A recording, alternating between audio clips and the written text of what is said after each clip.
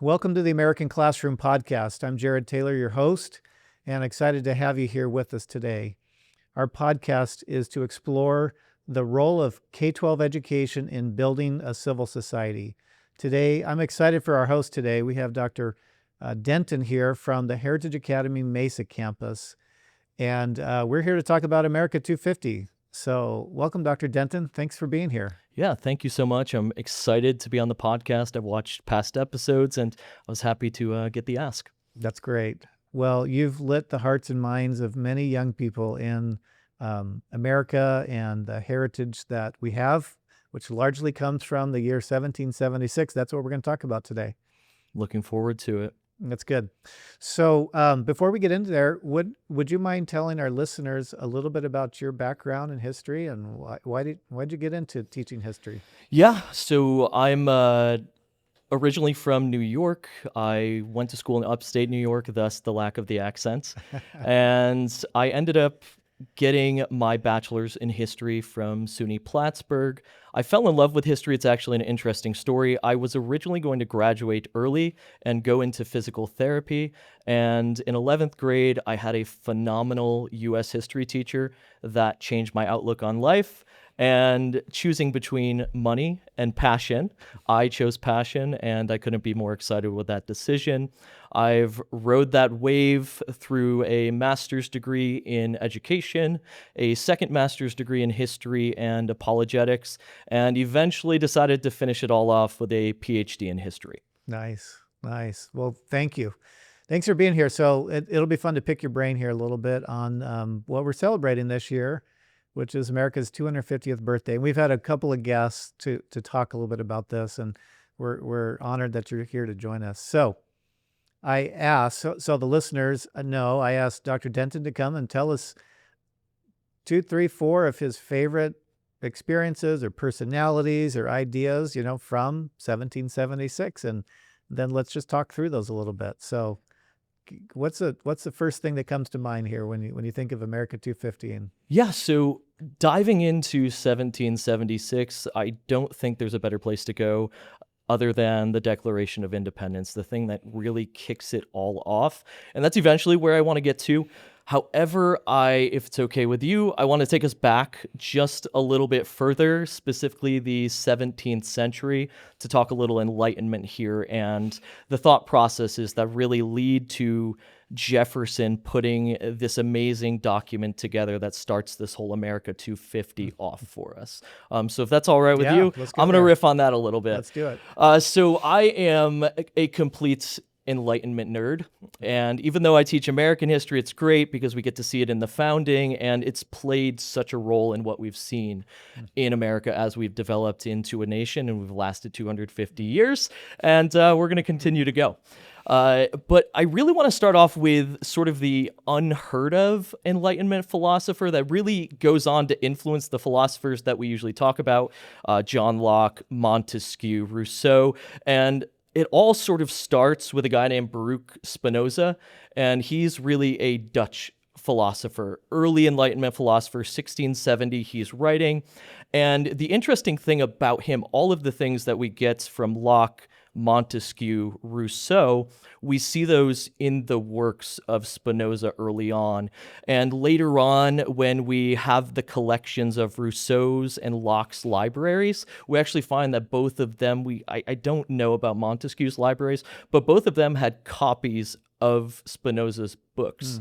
And we can sort of see that intellectual development tracing from Spinoza all the way up to these other Enlightenment philosophers that are talked about with the American revolutionary ideas, the creation of the Declaration of Independence.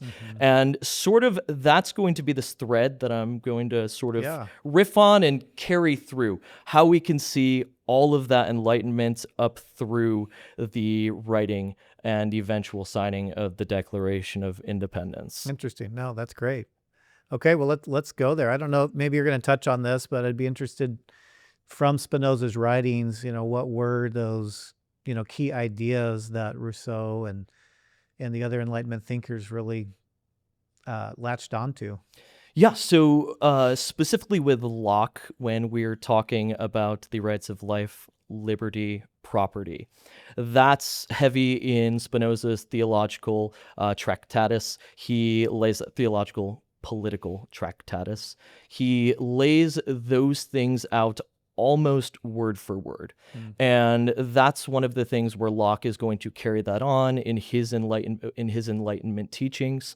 And when we look at Rousseau and talking about the social contract of sorts, we see that in Spinoza's writing as well, where he's a little bit more direct in the sense that he argues for the illogical nature of monarchy in his writings, Spinoza's writings.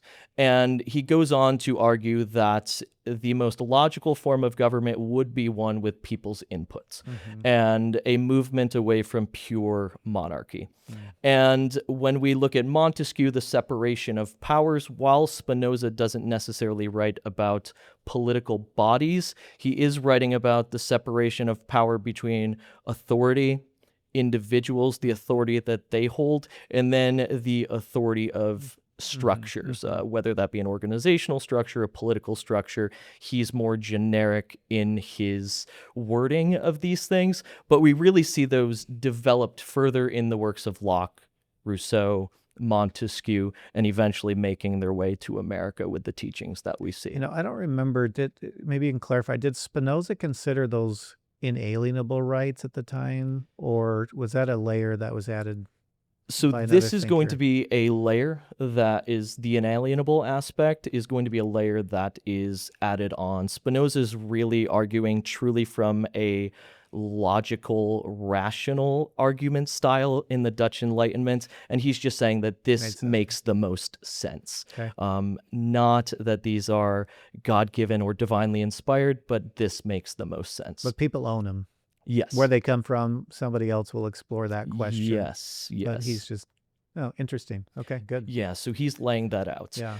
And so now I'm going to fast forward. Obviously, we have Locke writing, we have Montesquieu writing, we have Rousseau writing, and let's bring it to 1776 now. And before we can get to the Declaration of Independence, which is going to eventually July 4th, I like to start in January. This is when I'm teaching 1776. I really phrase it as the spirit of 76. And starting in January, there's a little pamphlet called Common Sense. And Thomas Paine is an interesting individual in what he is doing with his pamphlet. If you've ever read the works of 1962 Bernard Bailyn, he wrote a book called The Ideological Origins of the American Revolution, and he looked at 160 different pamphlets that were written in America between 1760 and 1776 and traced the change in thought over those, which eventually leads up to Thomas Paine's 1776 pamphlet, Common Sense. And Common Sense is what it says it is. It's taking these complex philosophical Enlightenment teachings and it's boiling them down that the dock worker, that the individual in the farm field can take it and they can understand it. And there is something powerful with that in the sense that the Declaration of Independence would require for that document to be written and signed and agreed upon when it is. We need the people. That document is telling us that we are going to be a free people. We are going to break free from British tyranny. We are going to no longer be a colony of the British Empire. We are going to be our own nation. And if you don't have your people's support in something like that, it's not going to go well. No. And common sense is extremely important for bringing that average person along in the argument. The arguments that had been taking place in the French salons of the Enlightenment, the arguments that are now taking place in the taverns in America. This is bringing the everyday person along to this thought process that needs to happen for the Declaration of Independence to be accepted by a majority of the American people. Some people think that there was high illiteracy rates in the colonial era, and actually the opposite is true.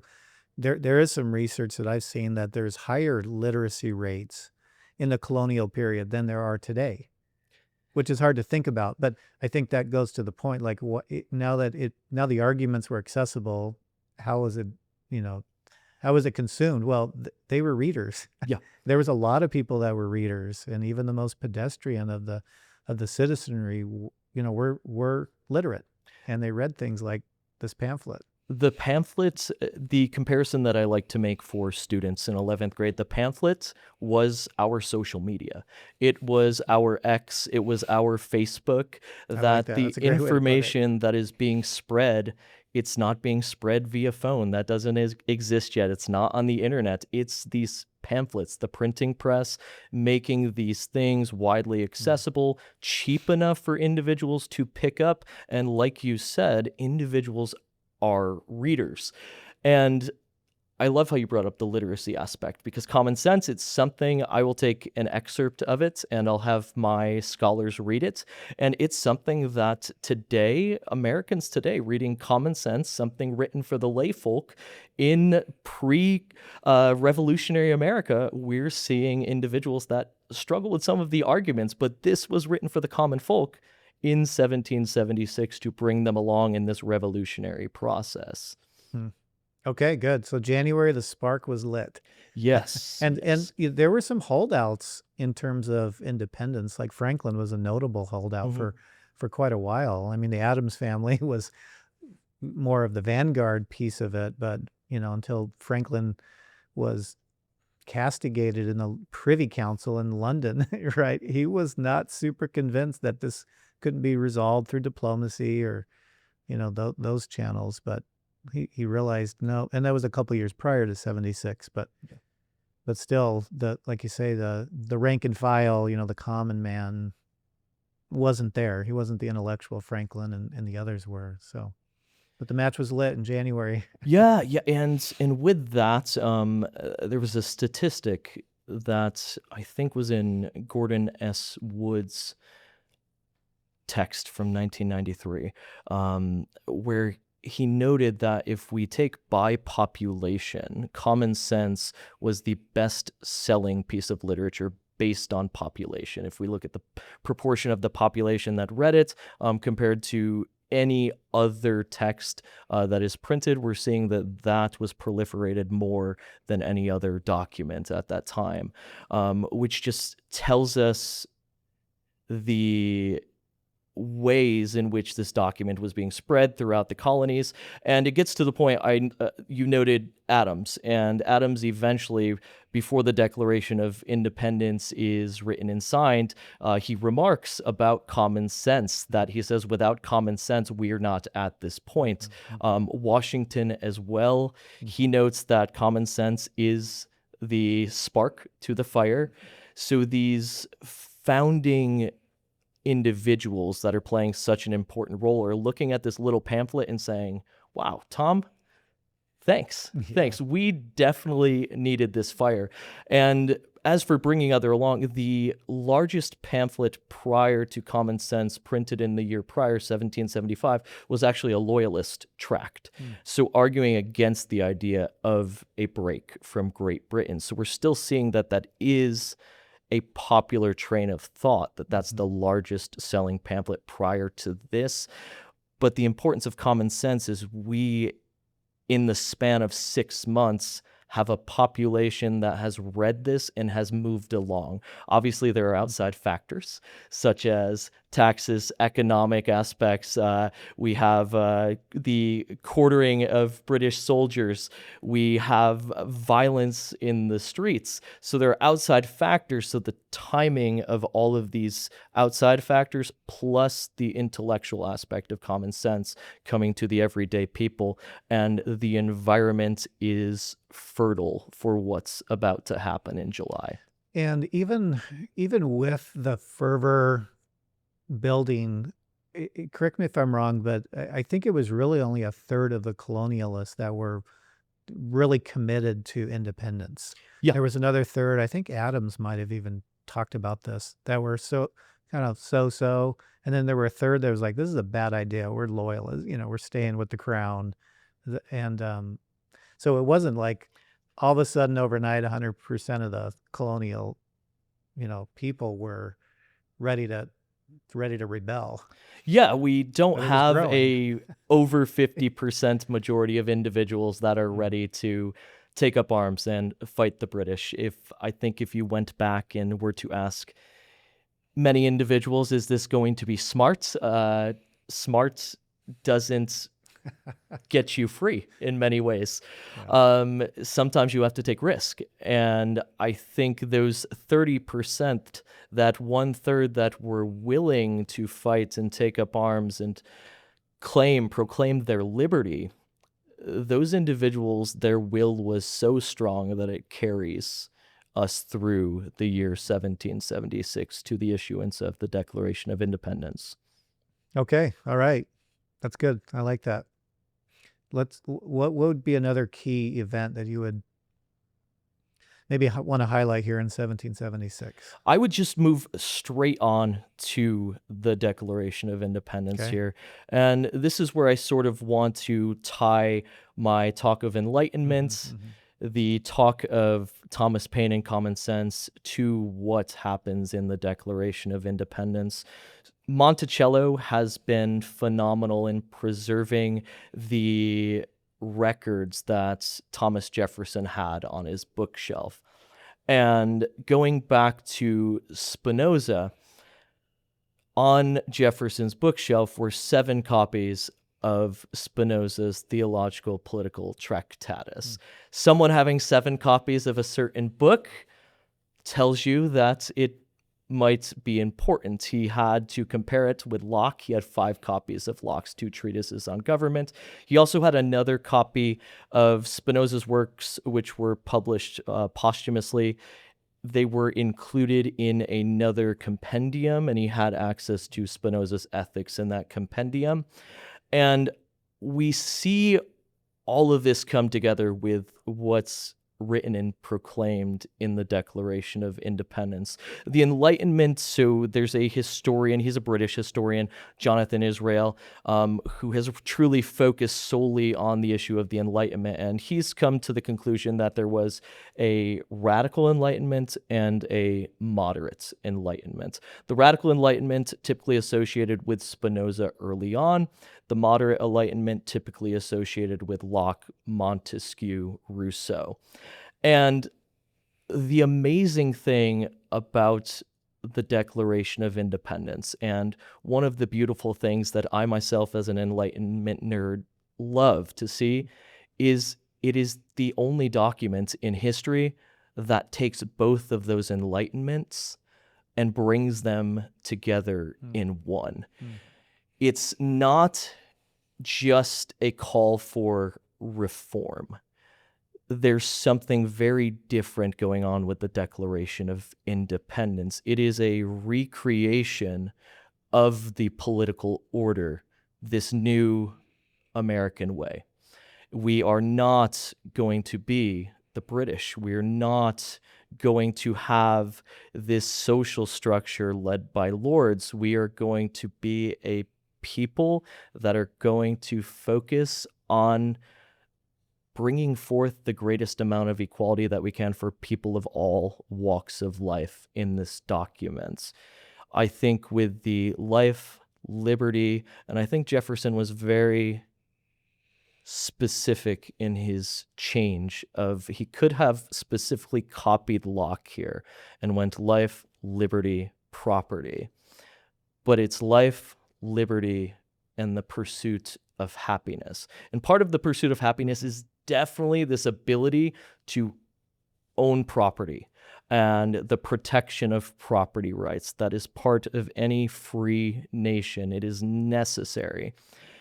But there's something else with that the pursuit of happiness is such a personal thing.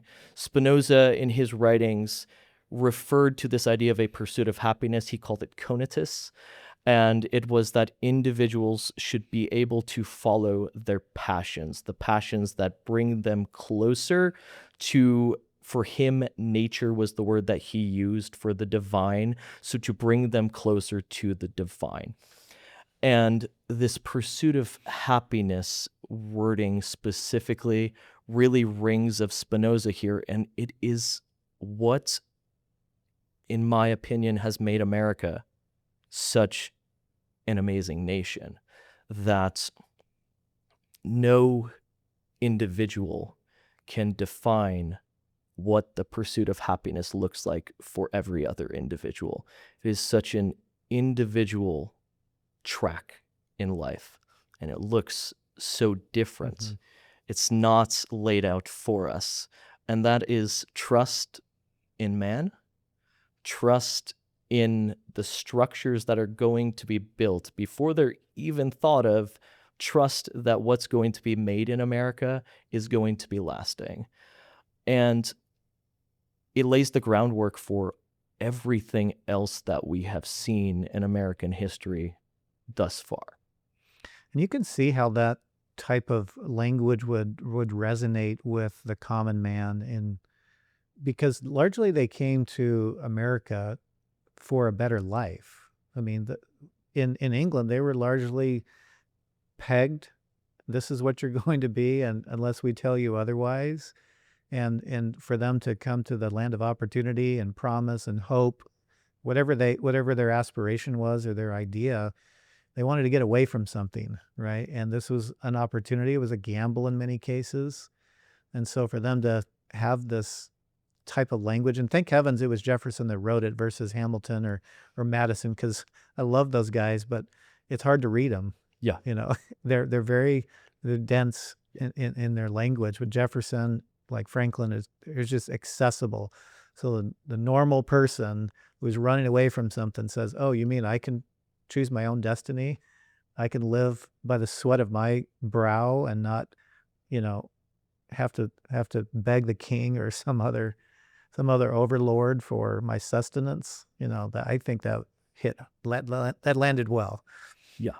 And to bring it beyond 1776, one of the things in my classroom that I come back to is, in America, the America that we live in today, there is a very vocal group that wants to find every single flaw that they can in the founding. And that phrasing of the pursuit of happiness, it's what has allowed, in combination with the Constitution, which will be created and ratified, it's what has allowed us to continue to push further. Was there slavery at the time of the founding? Sure. Yes. Yeah. But via that phrasing of the pursuit of happiness for the most people possible, that allows the push of the individuals to change and eventually get to the point where that's part of the past. And that's one giant example, but we can find throughout American history this push that continues. And it's largely, we have that pursuit of happiness, that we have been tasked with finding what is best for our country and pursuing happiness for the most individuals that we can in our country. And that's continued. And I think that's phenomenal. And I think with our society and the way that so many individuals look down upon this time period, to realize that without that wording, we might not have that push to do a little bit better. If the pursuit of happiness wasn't there and it was just property, that's Yeah. really that's a really interesting thought experiment Yeah. to go down. But that specific phrasing, I think, is so important More for the expansive, changes more we've seen. aspirational. Yeah. Yeah. And I think 11 years later, when Gouverneur Morris put the preamble together and used the words "a more perfect union" in that, it sort of has that same feel of we're always getting better. Yeah. Right. This isn't the end. This is just a platform where we can Where we are today is continue not to where we are grow. tomorrow. Yeah, we're going to get better and better. No, that's great. Well, I as you talked, I remember, I think it was George Will, one of the famous editorial writers or political commentary from Washington Post many years ago, big baseball fan. He would say the most important word in the Declaration is the word secure. And his point is to secure these rights, governments are instituted men. Well, securing what rights? Well, the right to life, liberty, pursuit of happiness, right? Secure. That's what this whole idea and what the Constitution is doing by framing this Protecting to these secure rights. these rights. And I thought that was an interesting idea about what is the most important word, and that was what it is in his opinion, because these are the most important things that, or some things that Jefferson wanted to highlight as to the case for revolution. We need these back. We need these re-enthroned as something that belong to us, not are endowed by some sovereign, some made-up power structure. Exactly. Good. Okay, great. Yeah, so then we have it. We read it in the country, and away we go. And then it was like, okay, so now what, right? It was an interesting time when they, of course, Richard Henry Lee put the resolution out and published it, and it's been fun. I know at your teacher at Heritage Academy, and we take the students on tours in Boston and New York, and they show us the place where in Boston it was read. There's a second story window that everybody gathered around. They read it the first time, and it was kind of fun. But I wish I could have been there. Yeah. For again, the meaning of that document, what it means for the people once that is adopted. Yeah. What does it mean? There's no going back at Yeah. this point. We have made a decision. We are here to use that word again, secure our rights, which have largely been denied to us. And of course, there's been a lot said about the signers and what they were signing. It's not just their name. And of course, John Hancock, the famous, big enough to read the, so the king can see it without his spectacles. It's a death warrant. Yeah, it is if this doesn't go well, every signature that is there is not going to make it out. Wasn't it like January of the following year, or it was sometime after, outside of maybe Hancock, that they even disclosed who signed this thing, right? I don't remember when it was. I thought it was delayed. We'll have to check on that. We'll put it in the show notes, but I think it was a couple months later because of that. It was a death warrant. But it meant a lot, and correct me if I'm wrong, that I think there's a fun story about Caesar Rodney, one of the signers. He was, I think Delaware, if I remember correctly. They wanted, before they released it, they wanted every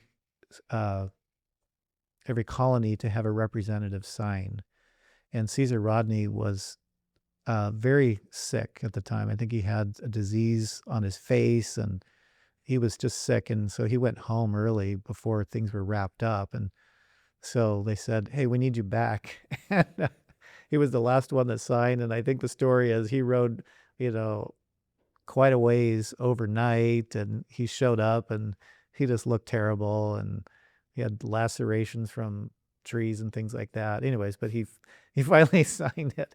It was that important, right? It wasn't like an e-sign with and Adobe. it's a unified aspect. If there's one state not represented there, then that's a weak point in what's about to happen. And with this being a death warrant, any weak points is going to be troublesome for the rest of those signers at that point in time. And the unification aspect, I think, just shows that we're in it. We're in it to win it. This is a unified effort, and we're not backing down. This is our fight to win. Yeah.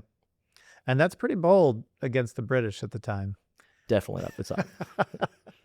I thought it was funny. So we're recording this in May of 2026. And just a couple of weeks ago in the U.S., the monarch, King Charles, the current king of England, came to visit the White House and Congress, and he gave my daughter Reagan, who I think she pointed out how funny her most funny moment of that whole visit was how when he was received at the White House, President Trump had a bunch of soldiers lined up in revolutionary attire to welcome the king. That is a very nice gag. Yeah. I did not see that part of it. I'm gonna have to go back I and watch thought, oh, that. that's funny. Yeah, she showed me a It's picture of that. I was like, yeah, leave still it to, trolling 250 years later. yeah. That's phenomenal. And it was fun. It was a great visit, and there was some fun banter going between our president and him, and it was all in good relations. But I was gonna say, I'm happy that we have good relations now, and we're not fighting a war with them. And that's right. He did bring up 1812, we're done with 1813. that. Yeah, it's we're good. Yeah. Oh, that's good. Well, any other highlight that of 1776 that you'd like to call forward here? This is a I think fun that's really discussion. it's on my part. I really wanted to focus on that intellectual development of those documents. Yeah. And being a teacher, the reason that I chose to focus on that is what we read is important. What we read determines our thoughts, determines, in this case, the future of this great country that we live in. Jefferson reading, Locke reading, these other Enlightenment philosophers reading, and all of that comes together in this monumental document, Yeah, changing reading the course of history. and important writing, right? Yeah. The pen is mightier than the sword Yeah. in many ways. Of course, it was Patrick Henry in Williamsburg that really lit the fire in Jefferson, a year or so prior. That's when he knew it's time to make a break. Yeah. This is not a problem that's going to be resolved through diplomacy. And I think there are so many along the way, so many martyrs in this relationship between Britain and its colony that paved the way for the change in thought. So many people were content with the relationship until we start to see that the relationship is not what we thought it was.